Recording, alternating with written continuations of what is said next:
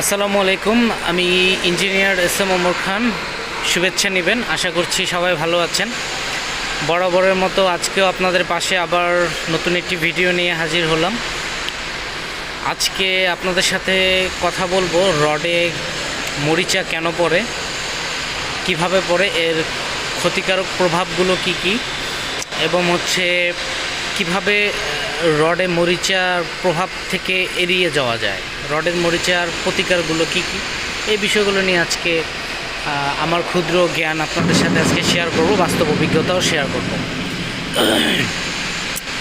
তো চলুন দেরি না করে শুরু করি আমাদের আজকের ভিডিও।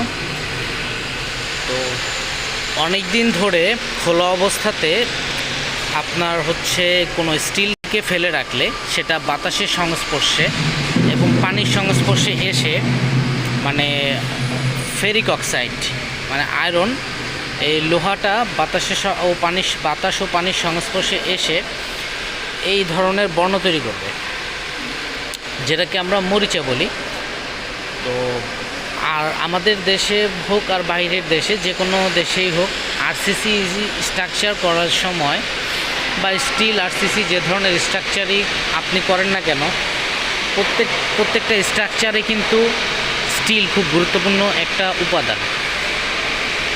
রড কাজে লাগে না এমন কোনো স্ট্রাকচার নেই, প্রত্যেকটা স্ট্রাকচারেই আপনার রড খুব গুরুত্বপূর্ণ একটি বিষয়। তো আর এই রডটাকে আপনার কখন প্লেস করতে হবে, কখন ব্যবহার করতে হবে সেটা জানা জরুরি। যেমন আমাদের এখানে বেসমেন্টে ফ্লোর হার্ডেনারের কাজ চলতেছে। তো এখানে ফ্লোরটা আপনার 65 mm ঢালাই হবে। তো ঢালাইয়ের জন্য রডকে এখানে জালি আকারে বিছিয়ে রাখা হয়। তো এই রডটা আসলে এখন প্লেস করা উচিত ছিল না, এটা অনেক আগে প্লেস করে রাখা হয়েছে, যার কারণে এই রডের সাথে পানি যখন আসছে, অনেক দিন ধরে রডটা এখানে পরিত্যক্ত অবস্থায় ছিল, তো এভাবে জালি বেঁধে রেখে দিছে, পানির সংস্পর্শে এসে এভাবে মরিচা তৈরি করছে, যেটাকে আমরা ওয়ান কাইন্ডস অফ মরিচা এমন একটা জিনিস যেটাকে আমরা ওয়ান কাইন্ডস অফ ক্যান্সার বলতে পারি।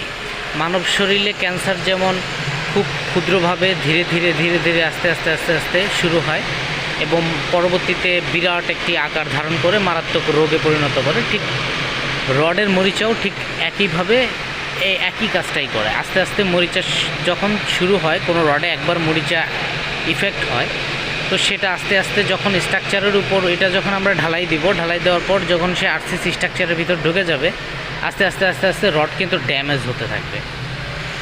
একটা সময় স্ট্রাকচার দুর্বল হয়ে যাবে, তার লোড বিয়ারিং ক্যাপাসিটিটা কমে যাবে, তারপর একটা সময় durability, time duration period, ultimately সব কমতে থাকবে।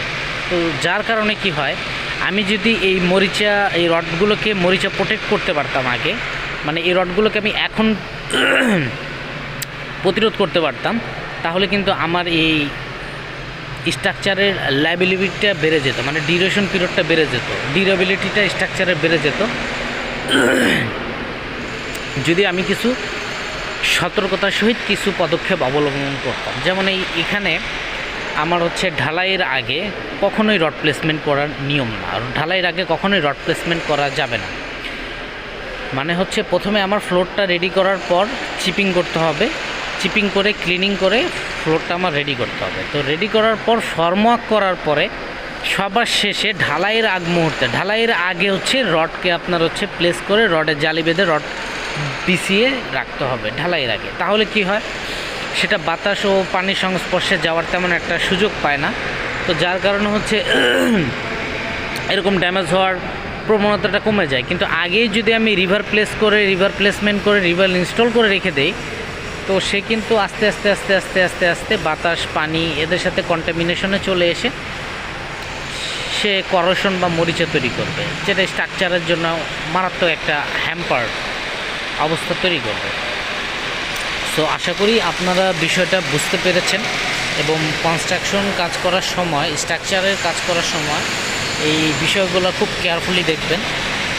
তাহলে আশা করি আপনাদের ওয়েস্টেজ যেমন কম হবে, খরচও কম হবে, আপনাদের স্ট্রাকচারের ড্যামেজও কমে যাবে, ডিউরেবিলিটি বেড়ে যাবে, স্থায়িত্ব প্রত্যেকটা স্ট্রাকচারের বেড়ে যাবে। তো আশা করছি সবাই আমাদের এই ভিডিও দেখে কিছু হলে উপকৃত হবেন। যদি আমাদের ভিডিওতে কোনো ভুল ত্রুটি হয়ে থাকে ক্ষমা সুন্দর দৃষ্টিতে দেখবেন। আর ভিডিওটি লাইক ও শেয়ার করে দিবেন যেন অন্য আদার্স অনেক মানুষও আমাদের ভিডিও দেখে উপকৃত হতে পারে, তারাও যেন এই ভুলগুলো থেকে নিজেদেরকে সংশোধন করে নিতে পারে এবং ভালো মানের কনস্ট্রাকশন বা নির্মাণ কাজ করতে পারে। তো ভালো থাকবেন, দেখা হবে পরবর্তী ভিডিওতে। সে পর্যন্ত আজকে বিদায় নিলাম। আসসালামু আলাইকুম।